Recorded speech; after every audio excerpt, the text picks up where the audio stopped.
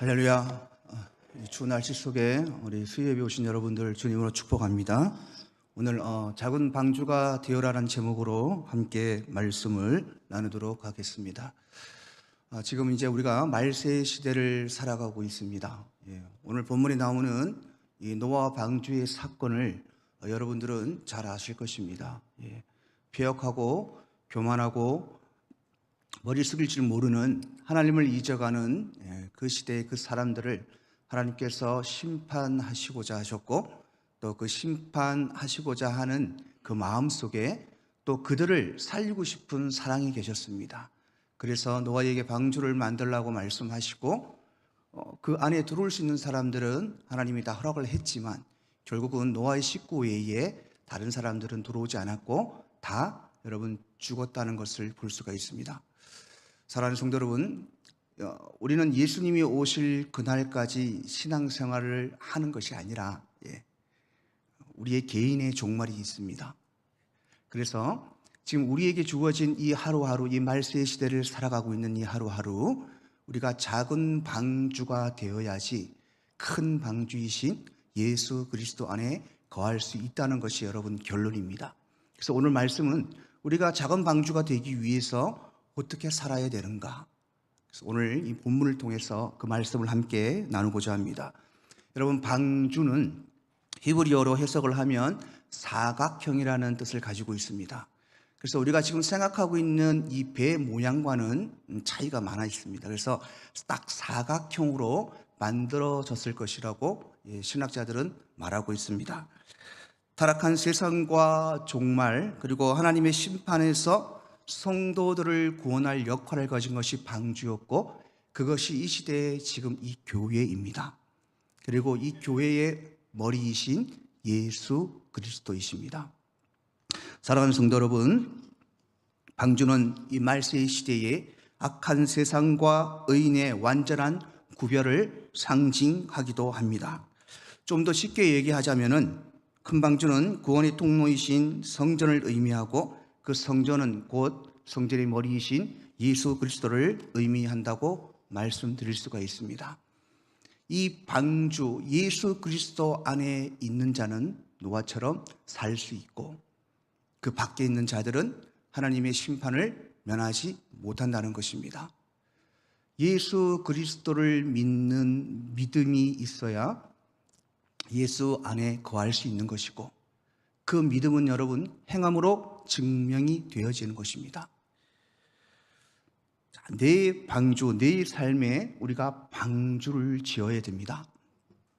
왜냐하면 예수 그리스도란 방주 안에는 내 삶에 작은 방주를 지은 자만이 들어갈 수 있기 때문에 그렇습니다. 하나님께서 노아에게 방주를 만들게 하시기 전에 노아를 평가한 말씀이 있습니다.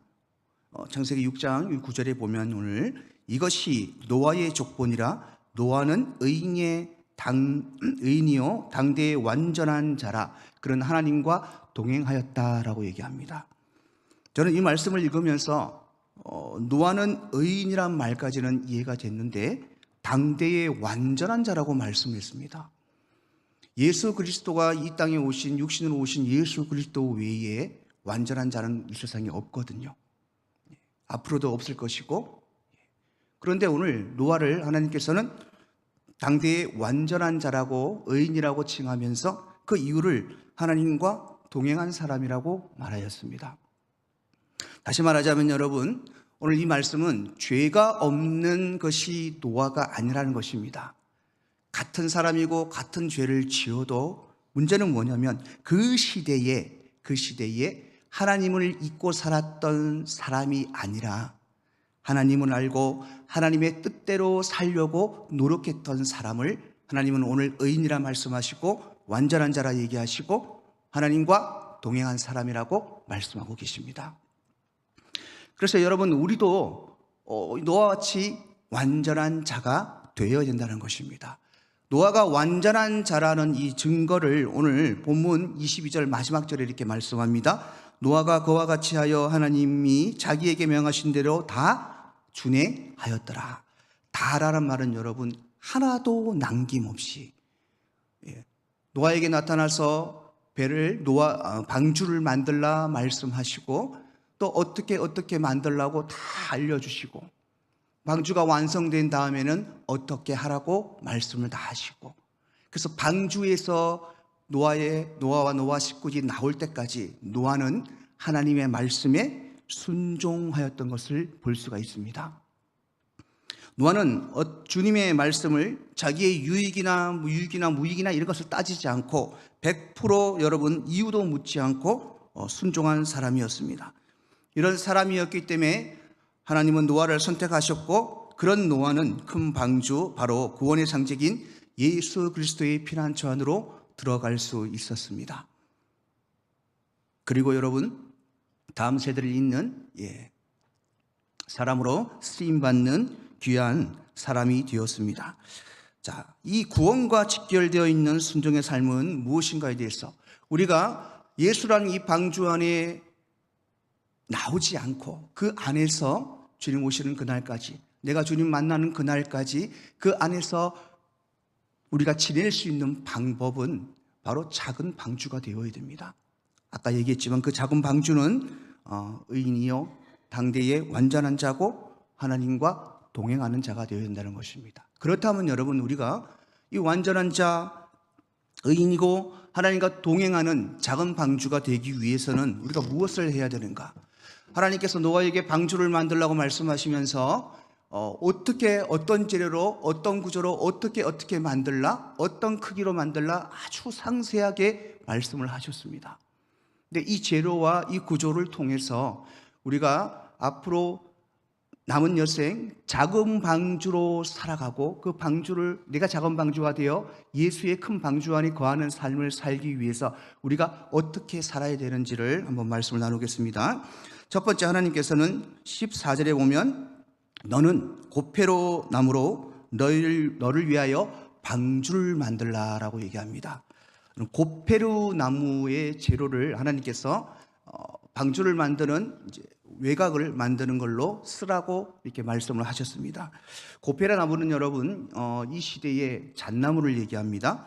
이 방주 외에 성경 곳곳에서 이 고페라 나무를 사용한 흔적이 나옵니다. 열왕기상 6장 15절에는 성전 마루를 이 고페라 나무로 만들었다고 말씀하고, 또 문짝도 그렇고 대전 천장도 그렇고 또 때로는 이 고페라 나무로 악기를 만들었습니다. 자, 이 고페라 나무는 여러분 선박이나 성문 등과 같이 강한 내구성이 요구되는 구조물을 만드는데 주로 사용되었고, 청엽수레의 수지성 나무이기 때문에 하나님은 이 고페라 나무로 방주를 만들라고 지시하셨습니다. 물론 여러분 노아 시대에 잣나무라고 얘기하는 이 고페라 나무는 현재의 잣나무보다 훨씬 크기도 열매도 진액도 또 품질도 월등히 여러분 우수했을 것입니다. 이 고페라 나무의 특징이 있습니다. 고페라 나무는 일단은 굉장히 가볍습니다. 하나님이요 참 이런 것까지 다 신경을 쓰신 것 같아요. 이 나무가 무거웠으면 노아가 이걸 어떻게 들고 내려왔을 겁니까? 어떻게 들고 배를 만들었겠습니까? 참 이런 것까지 참 계산을 잘 하셔요. 첫째는 굉장히 가벼웠습니다. 두 번째는 여러분 단단하지도 않지만 적당히 단단하면서 물이나 흙에 닿아도 오래 있어도 썩지 않는 특징이 있었습니다. 그리고 목재에 보통 나무보다 마디가 굉장히 많았다고 말씀하고 있습니다. 그리고 큰 특징이 무엇이냐면 이 고페루 나무에서 이상한 냄새가 났다고 합니다. 근데 그 냄새가 무엇인지 모르겠지만 그 냄새 때문에 이 곤충들이 이 나무에 달라붙지를 못했습니다. 그래서 여러분 썩지를 않았습니다. 원래 흙에 강하고 물에 강하고 곤충에 강한 나무니까 얼마나 오래 여러분 쓸 수 있었겠습니까? 또 그 시대에 이 고페르 나무가 가장 흔한 나무였다고 말하고 있습니다. 가장 흔한 나무. 자, 이 고페르 나무는 여러분 우리 말씀을 의미합니다. 말씀. 이 고페르 나무의 특징과 말씀의 특징을 한번 비교를 해보겠습니다. 고페르 나무는 여러분 가볍다고 말합니다. 여러분 하나님의 말씀은 우리에게 가볍습니까? 무겁습니까? 하나님의 말씀에 순종하고 살려면 그 순종하는 삶이 여러분 우리에게 무거운 무게로 다가옵니까? 가벼운 기쁨으로 다가옵니까? 마태복음 11장 29절과 30절에는 이렇게 말씀합니다. 나는 마음이 온유하고 겸손하니 나의 멍에를 메고 내게 배우라. 그리하면 너의 마음이 쉼을 얻으리라. 그리고 30절에 이렇게 말씀합니다. 이는 내 멍에는 쉽고 내 짐은 가벼움이라. 여러분, 내 멍에라는 것 잘 아시죠? 예. 말씀이 여러분 우리에게 멍에라는 것입니다. 내 짐이라고 말씀합니다. 말씀이 우리에게 짐이라고 말씀합니다. 말씀은 십자가의 길을 말합니다.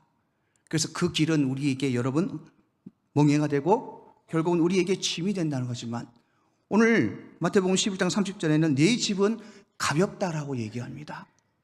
왜 가벼울까? 우리가 신앙생활을 하다 보면은 예수님의 말씀을 지키기 위해서 얼마나 많은 노력과 인내와 절제와 고통이 따른지 모릅니다. 때로는 내 것을 다 포기해야 될 것도 있고 내 것을 잃을 때가 더 많습니다. 그러지 않고서는 얻을 수 없는 것이 예수 그리스도이시기 때문에 그렇습니다. 그래서 말씀을 지키기 위해서 투쟁하고 싸우는 사단과의 이 싸움에서 우리가 여러분 이 말씀이 가볍다고 생각할 수는 없습니다. 그러나 오늘 본문에서는, 오늘 마태복음 12장 30절에서는 분명히 내 멍에는 쉽고 내 짐은 가볍다고 예수님이 말씀하시잖아요. 자, 여러분 이 말씀이 우리가 순종하며 살아가려는 이 말씀이 우리의 삶에 가볍고 기쁨과 감사가 되기 위해서는 두 가지의 조건이 있습니다. 하나는 성령 충만해야 됩니다. 성령 충만하지 않는 사람은 절대 여러분 말씀에 기쁨으로 순종하며 살아갈 수 없습니다. 두 번째는 무엇입니까? 여러분, 성령 충만한 사람은 그리스도를 내 목숨과 같이 사랑합니다. 사랑하는 자가 원하는 것을 하는 것은 그것이 아무리 힘들어도 그것이 나에게 기쁨이 됩니다. 어느 부부가 여러분 불 속에서 죽어가고 있는 자식을 눈으로 보겠습니까? 뛰어 들어갑니다. 왜? 내 목숨보다 더 소중한 사랑하는 아이이기 때문에. 우리 또한 여러분, 우리 또한 예수 그리스도가 내 생명보다 귀하다고 생각한다면 말씀에 순종하는 것이 가벼울 수밖에 없습니다. 근데 예수님을 내 목숨처럼 사랑하기 위해서는 우리는 여러분 반드시 성령 충만해야 됩니다. 그래서 우리가 예배하고 기도하고 말씀을 가까이 하는 것입니다. 그래서 우리 작은 방주, 우리가 삶에서 우리의 작은 방주로 만들어지는 재료의 첫 번째는 바로 고페르나무 말씀입니다. 또 고페르나무는 여러분 단단하고 썩지 않는다고 말씀합니다. 여러분, 하나님의 말씀은 그 무엇으로도 파할 수 없습니다. 그리고 그 말씀은 태초부터 지금까지 앞으로도 영원할 것입니다. 누가복음 21장 33절에 보면 전자는 없어지겠으나 네 말은 영원히 없어지지 아니하리라 말씀하고 있습니다. 또 여러분, 고페르나무는 어떤 해도 받지 않는다고 말씀을 드렸죠. 우리 하나님의 말씀에는 강한 능력이 있습니다. 고페르나무처럼. 그래서 어떤 사단에게도 피해를 받지 않습니다. 히브리서 4장 12절에 보면 하나님의 말씀은 살아있고 능력이 있어 좌우에 날쌘 어떤 검보다 예리하여 혼과 영과 및 골수를 찔러 쪼개기까지 하며 또 마음의 생각과 뜻을 관찰하신다고 말씀하고 있습니다. 또 여러분, 고페르나무의 마지막 특징이 흔한 나무라고 말씀을 드렸습니다. 여러분, 말씀은 흔합니다. 흔하다는 말이, 이 말이 무엇이냐면 싸구려라 이런 말이 아닙니다. 누구든지 그 말씀을 듣고 접할 수 있다는 것입니다. 지금 여러분 이 시대를 한번 보시길 바랍니다. 얼마나 많은 설교들이 홍수처럼 쏟아져 나오고 있습니까? 성경책이 세계 베스트셀러입니다. 말씀이 흔합니다. 누구나 접할 수 있지만 누구나 그 말씀을 보지 않는다는 것입니다. 사랑하는 성도 여러분, 우리가 말씀에 순종하는 삶 첫 번째 재료로 우리의 삶을, 우리의 방주를 만들기 위해서 말씀의 순종은 여러분 딱 한 가지만 하면 됩니다. 자기 부인만 되면 됩니다. 자기 부인. 제가 추석 때 제 제자를 만났습니다. 카페 가서 밥을 먹고 여러 얘기를 하면서 이 친구가 저에게 이런 질문을 했습니다. 목사님, 죄송한 말씀인데요. 요즘에 목사님들은 왜 그러십니까? 라고 물어봐요. 예를 들어서 지금 이제 나라가 혼탁스럽고 좌판이 우판이 막 이렇게 가려워져서 안 믿는 사람들이 그렇다고 그 친구가 말이 그렇습니다. 안 믿는 사람은 그렇다 그러는데 제가 부산역을 지나가면서 그 집회하는 모습을 봤는데 어떤 목사님이라는 분이 나와서 그 집회를 인도하면서 하나님께 기도를 하고 그 집회를 인도하면서 막 누구 욕을 하고 막 그러시더랍니다. 목사님, 이게 옳은 것입니까? 라고 저한테 물어봅니다. 그것이 옳고 그러다고 판단할 수는 없지만 제가 해줄 수 있는 말은 하나였습니다. 이 시대의 목사님도 그렇지만 성도들도 그렇고 모든 성도들이 하나님의 말씀에 깨어있지 못하고 하나님의 말씀을 분별하지 못하는 이유 중에 가장 큰 것이 자기 부인이다. 자기 부인이 되지 않으면 자기에게 주어진 십자가로 예수님을 따를 수 없습니다. 그 얘기를 해줬습니다. 그러니까 이 친구가 그 얘기를 해주니까 모든 것이 납득이 된다고 얘기합니다. 자기 부인이 되지 않으면 절대 여러분 말씀에 순종할 수 없습니다. 말씀에 순종하지 못하고 말씀이 내 안에 없는 방주는 여러분 겉모양이 없는 그냥 안에 것만 있는 건 아무 쓸모없는 것과 동일하다는 것입니다. 자, 두 번째 재료를 우리가 한번 보겠습니다. 오늘 본문에서는 그 다음에 역청을 바르라고 얘기합니다. 자, 고페르나무로 배의 모양을 다 만들었으면 거기에 전체의 역청을 바르라고 얘기합니다. 여러분, 역청은 자연에서 생성되는 검은색의 이 끔찍한 물질인데요, 석유가 땅속에서 변화되어서 생성되는 것이라고 말하고 있습니다. 주로 방수나 또는 접착성이 굉장히 강하기 때문에 어떤 것을 접착하는 데 쓴다고 얘기합니다. 그래서 고대 시대부터 건축자재나 방수제나 접착제로 다양한 용도로 쓰임을 받은 것을 볼 수가 있습니다. 여러분, 이 역청은 예수의 피를 의미합니다. 역청은 여러분 히브리어로 덮는다 또는 속죄한다라는 말로 이렇게 나타나고 있습니다. 덮는다는 의미는 배를 보면 배 전체를 여러분 이 역청으로 바르면 물이 들어올 수가 없습니다. 방수 역할을 하기 때문에. 그래서 덮는다는 의미를 가지고 있고요. 또 이제 영적으로 보면 속죄한다는 의미를 가지고 있습니다.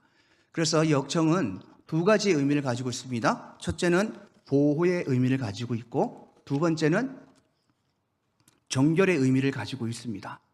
그래서 예수의 피는 어떤 것을 우리에게 보호합니까? 여러분, 아무리 좋은 배를 만들어 놓아도 방수를 하지 아니하면 그곳에 물들이 들어와서 결국은 여러분 침몰하게 됩니다. 여러분, 아무리 여러분들이 말씀으로 무장하고 있다 할지라도 예수의 피로 머리부터 발끝까지 적셔지지 않는 사람은 결국은 여러분 사단의 유혹에 노출되게 되어 있습니다. 예수의 피는 사단을 결박할 수 있는 가장 강한 능력의 힘을 가지고 있습니다. 그래서 우리를 보호합니다. 또 여러분, 예수의 피는 우리의 죄를 씻깁니다. 우리의 죄를 씻을 수 있는 유일한 것이 여러분 예수의 피입니다. 그래서 이것을 정결의 의미를 가지고 있습니다. 내 삶의 방주의 외곽을 말씀으로 지었다면 여러분 이제 역청 즉 예수의 피로 세상에 유혹이 들어오지 못하도록 그 틈새를 완전히 봉합해야 됩니다. 머리부터 발끝까지 예수의 피로 적셔져야 됩니다.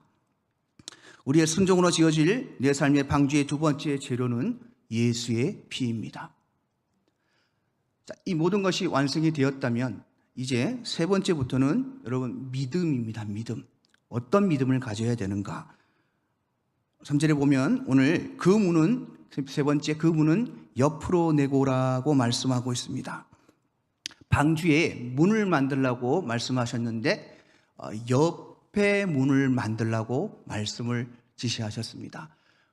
방주는 굉장히 큰 배입니다. 그 배의 출입구를 하나님께서 딱 하나만 만들라고 말씀을 하셨습니다. 요한복음 10장 9절에 이렇게 말씀합니다. 내가 문이니 누구든지 나로 말미암아 들어가면 구원을 받고 또는 들어가며 나오며 꼴을 얻으리라 말씀합니다. 예수님은 스스로를 문이라고 말씀하셨고 그 문으로 들어가야 구원을 받는다고 분명히 오늘 요한복음 10장 9절에 말씀하고 있습니다. 자, 그 문은 옆으로 내고란 이 말씀이 무엇이냐면 그 문을 닫고 열 수 있는 것은 하나님밖에 없다는 것입니다. 실제로 문을 열고 들어가고 나올 때도 하나님의 명령에 의해서 노아가 바깥으로 나온 것을 여러분 볼 수가 있습니다. 사랑하는 성도 여러분, 천국의 문을 열 열쇠는 예수의 이름 외에는 없습니다. 방주의 유일한 문인 이 문은 하나님의 명령으로 열리며 닫힌다는 것을 여러분 잊지 마시고 이 문은 구원의 문입니다. 이 문으로 들어가는 자는 살 것이라고 주님은 말씀하고 있습니다. 자, 우리 믿음 무엇이며 가장 첫 번째 하나님의 절대적인 주권, 구원의 주권을 여러분 우리가 인정해야 됩니다. 구원의 문은 오직 예수 그리스도밖에 없다는 것. 그 주권을 인정하는 믿음을 가져야 됩니다. 여러분, 네 번째는 한 규빗의 창을 내라고 오늘 16절에 얘기합니다. 거기에 창을 내되 위에서부터 한 규빗 내라고 얘기합니다. 그럼 방주의 크기를 잘 아실 것입니다. 방주의 크기가 길이는 300규빗인데 보통 한 137m 정도를 얘기합니다.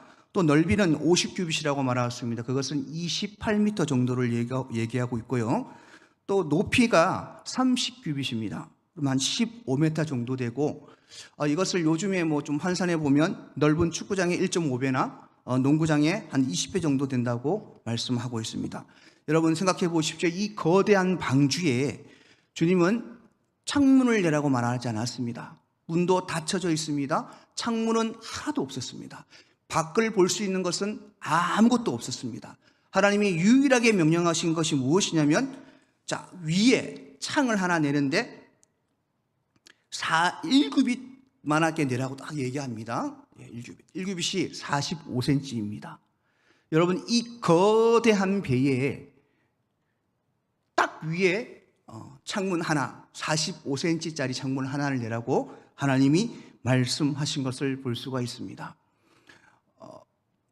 이 신학자들은 창문이 하나라고 말씀 안 하는 분도 있고요. 창문이 하나밖에 없었다고, 그 문 하나밖에 없었다고 말씀하시는 분이 있는데 오늘 본문 말씀을 보면은 딱 그냥 하나밖에 없었다고 우리가 인정하는 것이 좋을 것 같습니다.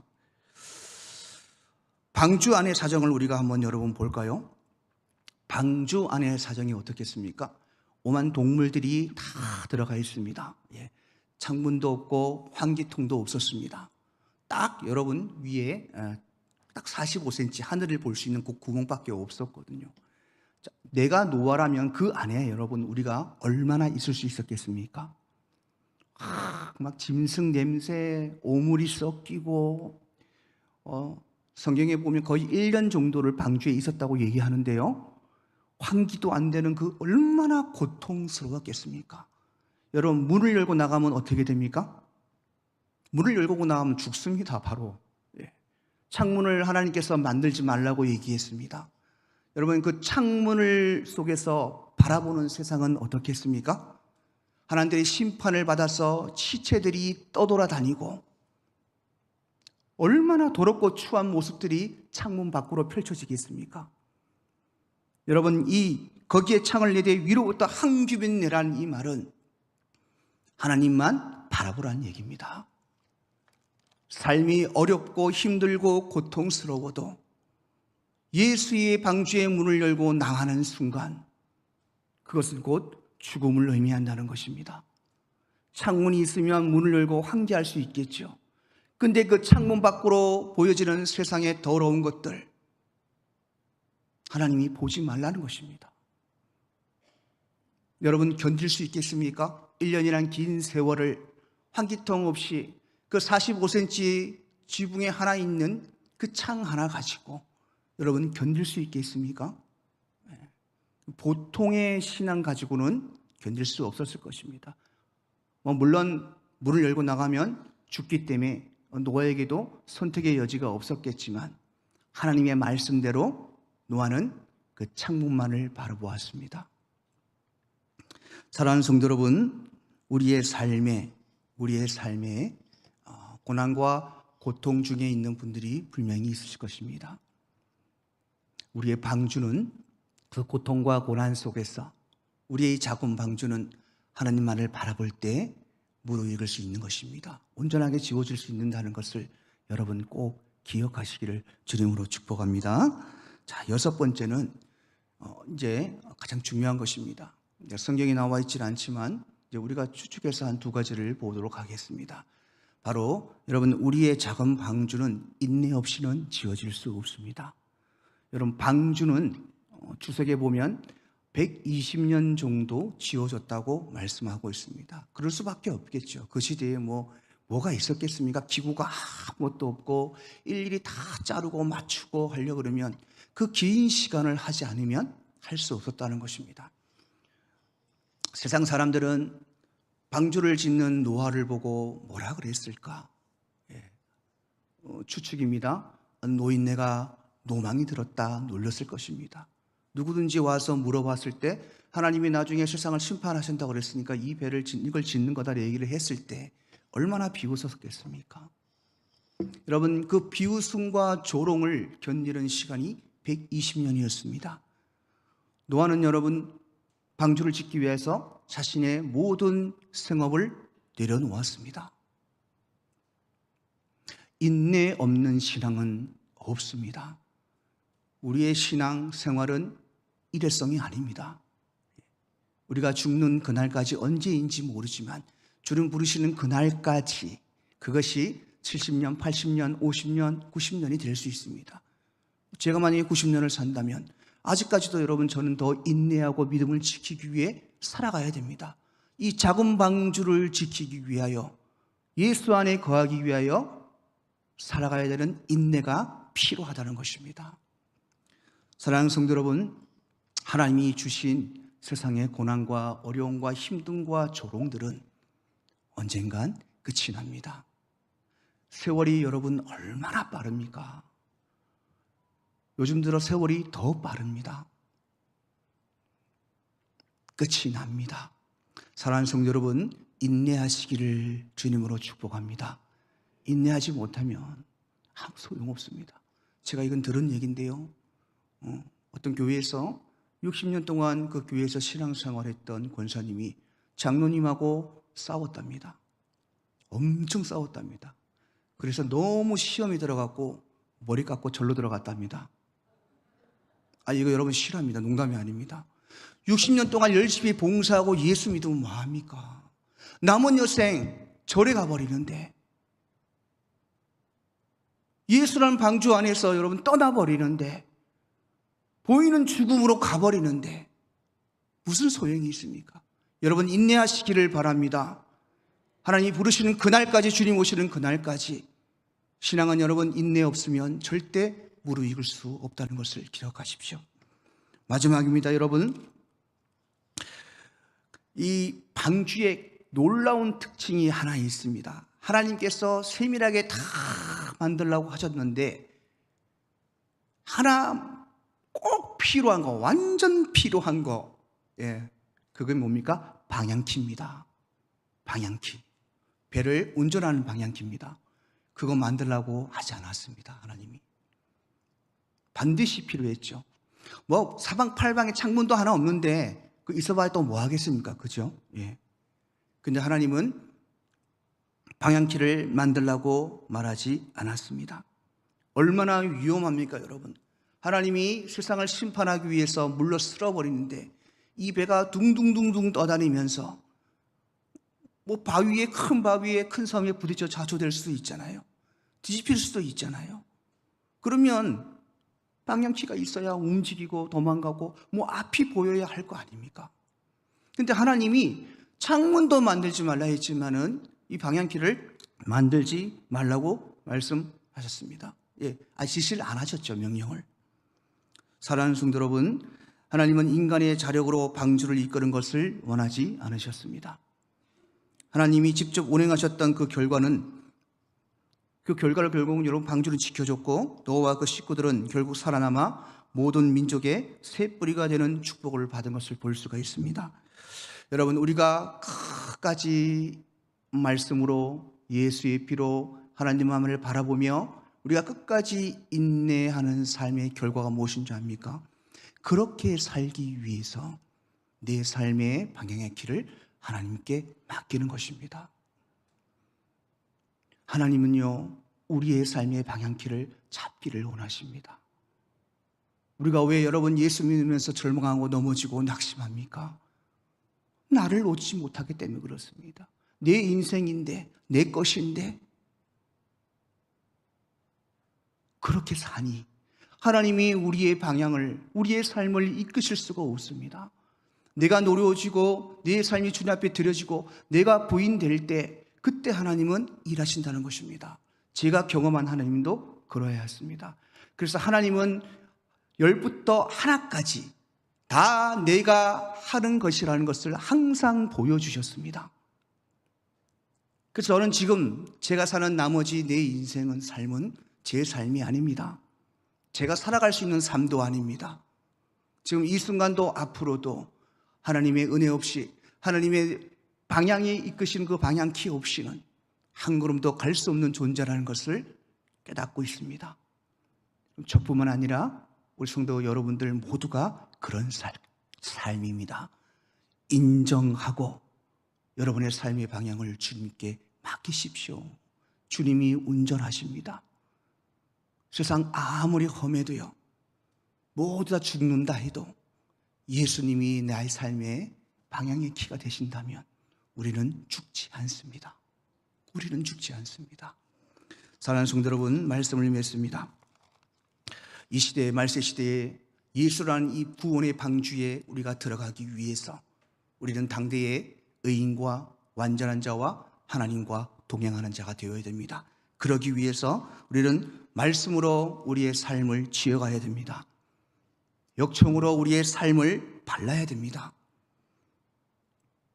예수만이 구원의 문임을 우리가 여러분 인정하는 믿음을 가져야 됩니다. 어떤 상황에서도 하나님만을 바라보는 자가 되어야 됩니다. 그리고 그것이 하루의 믿음이 아니라 우리 주님 앞에 가는 그날까지 인내로 지어져야 됩니다. 그리고 방주의 완성은 내 삶을 하나님 앞에 맡길 때 나의 작은 방주가 완성됨을 여러분 기억하시기를 바랍니다. 오늘 작은 방주의 삶이 여러분에게 지어지기를 주님으로 축복합니다. 순종의 작은 방주를 지어서 하나님께서 노아처럼 인정받는 믿음의 사람이 되어서 예수 그리스도라는 구원의 방주, 큰 방주, 그 피난처 안에 거하시는 축복이 여러분의 삶에 있기를 주님으로 축원합니다. 한번 우리 기도하겠습니다.